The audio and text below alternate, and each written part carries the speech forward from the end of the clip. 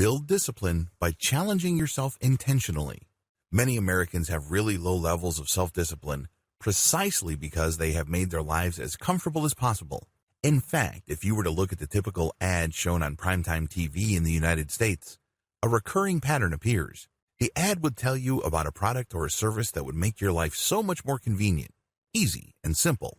That is the promise, and people fall for this promise time and time again, and for the most part, these are the cardinal values of modern American life.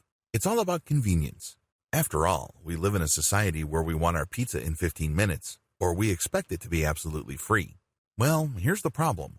When you set an easy life for yourself, it only takes a very small amount of challenge for you to get totally thrown off track. You can't handle it. You can't withstand even the softest challenge. And this is precisely why a lot of kids nowadays have a tough time with discipline. We've gone soft. Well, if you want to build discipline, tighten things up a bit. Make it a little harder on yourself. Here are some basic day-to-day practical ways to challenge yourself on both a mental and physical level. These go hand in hand. You may be thinking that these are just physical challenges, but they also challenge you mentally. They can toughen you up mentally and emotionally, so you are more likely to put up with a lot more inconveniences. Take cold showers. Make it a point to use only cold water when taking a shower. I know this might seem masochistic, but there's a hard logic to this. When you take a cold shower first thing in the morning, you wake up quickly. Second, you don't spend extra time in the shower. It quickly turns into a rapid in and out situation. You know that it's going to be cold, so you soap up, you clean up, and you rinse off very quickly. In other words, you save a tremendous amount of time. Also, when you take cold showers, it enables you to focus mentally. You're not thinking about something else. You're not letting your emotions get the better of you. You're not suffering from any form of brain fog. Instead, you just want to start your shower and get out of there as soon as possible. You remain focused. This is a great way to start your day. This also toughens up your personal discipline because it would have been so much easier to take a nice, warm shower. Wake up really early. How early?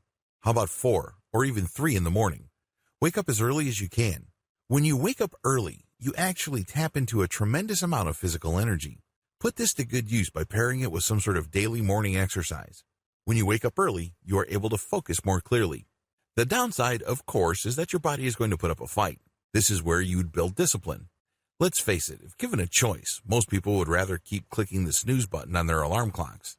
In fact, most people would rather stay in bed for hours on end. When you wake up really early, you challenge this part of your mindset. You commit to waking up by a certain time. It doesn't matter whether you woke up on the right side of the bed. It doesn't matter what you're feeling. It doesn't matter whether things are lined up properly. None of that matters. What matters is that when the clock says 3 a.m. or 4 a.m., you commit to waking up on time every time. This is a great way of using physical discipline to build up mental discipline and vice versa because they actually reinforce each other. You end up in a situation where even if you're feeling really tired and sleepy, you still get up because you're mentally disciplined. Some days you don't really feel like it, but your body has gotten so used to this routine that it wakes you up. So, set this process in motion by choosing to wake up really early morning after morning, week after week, month after month, year after year. Park farther and farther from the entrance. I know this is going to ruffle a lot of feathers, especially with readers from California. In states like California, people have the luxury of huge parking lots. As you can well imagine, if you are going to Walmart or Costco, your number one instinct will be to find a parking spot that is as close to the entrance as possible. To build self-discipline, I want you to overcome and reverse this common mindset.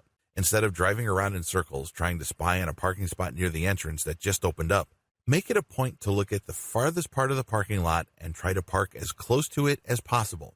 At first, you probably would only park a few more extra yards away from the main entrance of the mall. That's fine. However, as the weeks go by, make it a point to park farther and farther away from the entrance.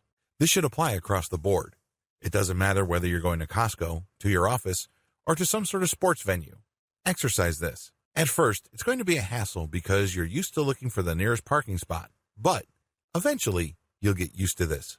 Eventually, you will see that when you park really far, you get to exercise, and you get to see the venue from a different perspective. You start to see the big picture. This can go a long way in totally changing your mindset. Reduce your snacks. Some people pretty much snack throughout the day. It doesn't matter whether you have more than 3 snacks or you have only 1. Make it a point to start dialing down the number of snacks you enjoy every single day. For example, if you eat 3 major meals a day with snacks in between or a snack in the beginning and a snack at the end, you may be dealing with about 5 snacks per day. Dial that down to 4. Get used to it. Once it feels natural and it becomes part of your routine, dial it down again to 3.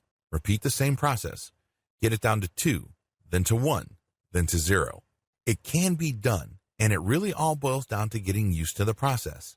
You also get the additional benefit of losing weight because if you snack on sugary drinks, chances are the insulin peaks and crashes that you experience basically make you hungry throughout the day. If you were to get off that insulin treadmill, you can reduce your overall calorie intake day after day.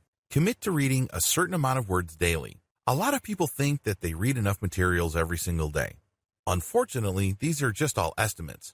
They're basically just going with their moods.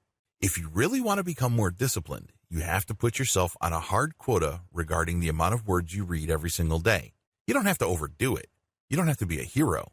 Start with 1,000 extra words. This is basically just 4 pages of a typical hardbound book. Once that becomes comfortable, step it up to 1,500, then 2,000.